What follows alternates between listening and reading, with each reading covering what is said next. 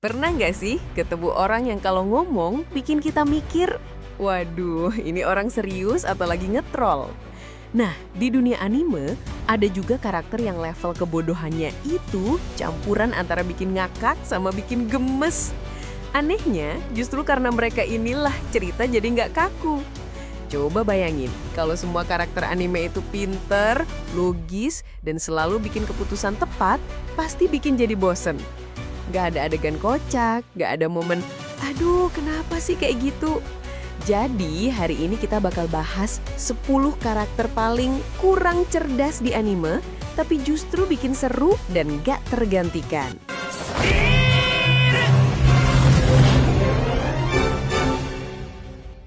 1. Nobita Nobi dari Doraemon. Kalau ada lomba males sedunia, Nobita bisa juara bertahan sampai 10 generasi ke depan. Nilai ulangan rata-rata 0. Olahraga, lari 10 meter aja udah ngos-ngosan. Yang unik, Nobita punya Doraemon dengan gudang alat masa depan yang canggih banget. Tapi setiap dikasih alat, bukannya dipakai bijak, dia sering salah pakai dan bikin masalah. Kalau begitu sekarang buang-buang waktu. Ayo! Contohnya, baling-baling bambu harusnya buat terbang. Tapi Nobita pernah jatuh karena nggak perhatiin baterainya habis. Mesin duplikasi, bukannya bikin hidup lebih mudah, dia malah gandain dirinya sampai rumah penuh, terus bingung mana yang asli. Kali ini aku tidak akan kalah. Dan anehnya, kalau ada masalah, Nobita suka nyalahin Doraemon, padahal 90% gara-gara dia sendiri. Tapi kalau Nobita tiba-tiba jadi pinter, Doraemon bakal kehilangan separuh daya tariknya. Kadang memang sifat bodoh tapi tulus inilah yang bikin kita betah nonton.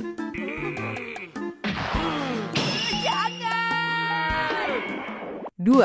Goku di Dragon Ball. Goku itu petarung terkuat yang kita kenal, tapi kalau soal logika, ya ampun, dia punya kebiasaan aneh. Kalau ketemu musuh kuat, bukannya langsung disikat, dia malah kasih waktu lawannya latihan biar lebih kuat. Contohnya pas lawan Cell, Goku malah nyuruh Gohan yang maju karena yakin anaknya bisa. Untungnya berhasil, tapi bayangin kalau gagal, bumi udah rata sama tanah.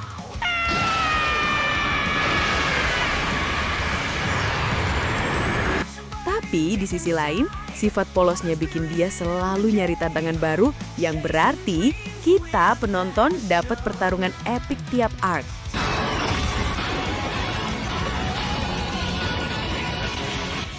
3. Naruto Uzumaki season awal.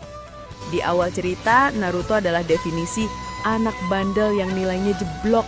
Gak bisa bikin Bunshin no Jutsu dengan benar, sering nyoret-nyoret monumen Hokage, dan suka bikin onar biar diperhatiin orang. Tapi justru karena kebodohan polosnya itu, kita bisa lihat perkembangan Naruto dari anak yang diremehkan jadi Hokage yang disegani. Momen-momen awal yang bikin gemes kayak gagal ujian ninja atau nyelonong ke pertemuan penting jadi bagian dari perjalanan epiknya. 自分の存在価値を認めてほしかったんじゃよ。ナルト、ゼロ！なんて。 4. Kazuma Satomu di Konosuba. Kazuma ini pintar, tapi malas mikir terlalu jauh.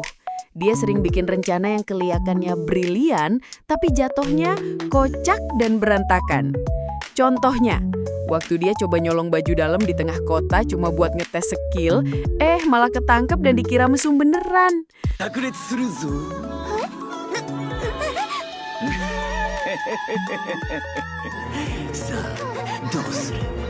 Sifatnya ini bikin Konosuba beda sama anime isekai lain. Gak semua masalah selesai dengan logika, kadang justru makin ribet. 5. Sakura di Naruto. Karakter anime terbodoh lainnya dari anime Naruto adalah Sakura Haruno. Karena kebodohan Sakura yang seringkali diperlihatkan, banyak penggemar yang membuat meme terkait Sakura yang bodoh dan beban bagi orang-orang di sekitarnya. Meski demikian, Sakura sendiri mempunyai peran-peran yang sangat penting dalam kehidupan Naruto saat ini. Setuju?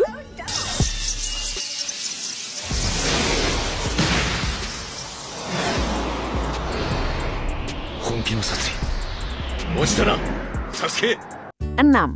Gon Freesix di Hunter x Hunter. Gon itu hati emasnya gede banget, sampai gampang banget percaya orang. Dia bisa berteman sama siapa aja, bahkan sama yang jelas-jelas punya niat jahat. Untung ada Killua yang jadi otaknya dua ini. Banyak momen Gon akhirnya hampir kena masalah gede kalau nggak diselamatin Killua.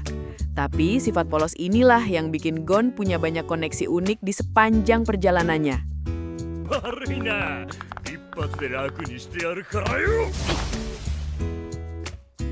試しの門クリアしたんだろ 7. Taiju Oki di Drakenstone. Taiju itu ya kadang agak ngelek, dia nggak jahat sama sekali, tapi logikanya sering bikin geleng-geleng kepala. Misalnya, dia bisa teriak nyemangatin orang di situasi yang jelas-jelas harus diem, atau salah paham perintah sederhana dari Senku. Contohnya, waktu disuruh jaga jarak biar nggak ketahuan, dia malah berdiri tepat di depan lawan sambil senyum lebar. Tapi justru karena ketulusan dan semangatnya yang nggak ada habisnya, Taiju jadi salah satu karakter yang bikin momen serius di Drakenstone terasa kocak dan hangat.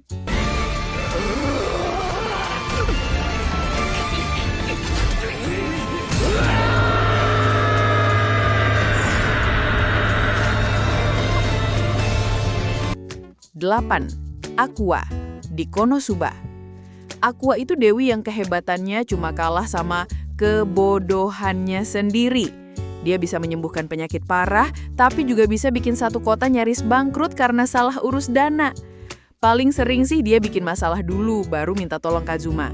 Dan ya, kadang kita lupa kalau dia itu sebenarnya dewi.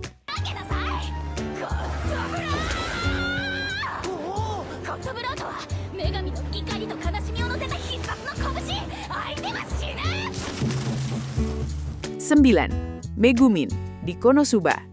Megumin itu penyihir muda yang jenius, tapi juga keras kepala tingkat dewa. Dia punya satu kemampuan pamungkas, Explosion Magic. Masalahnya, itu satu-satunya mantra yang dia mau dan bisa pakai. Setelah sekali nembak ledakan, dia langsung tumbang dan gak bisa gerak seharian. Logika normal bilang, jangan pakai di situasi bahaya. Tapi Megumin malah nyari-nyari alasan buat pakai setiap hari. Contoh kelakuannya, musuhnya cuma monster kodok, tapi dia tetap all out, bikin Kazuma repot gendong dia pulang sambil kesel. Buat Megumin, kalau sehari nggak ada ledakan, berarti itu hari yang sia-sia. 知りたくもないそんな知識爆裂魔法は緊急の時以外は禁止な 10. Saitama di One Punch Man. Saitama itu definisi terlalu kuat sampai nggak peduli. Dia bisa ngalahin monster level dewa cuma dengan satu pukulan. Tapi kelakuannya sering bikin orang mikir dia bego. Dia nggak pernah serius kalau nggak perlu, malah kadang keledan kayak nyari hiburan sendiri di tengah pertarungan. Contoh kebodohannya, ikut turnamen bela diri pakai wig, padahal kekuatannya jelas bikin orang curiga, tapi dia nyantai aja. Buat Saitama, ancaman dunia itu nggak sepenting jadwal belanja mingguan.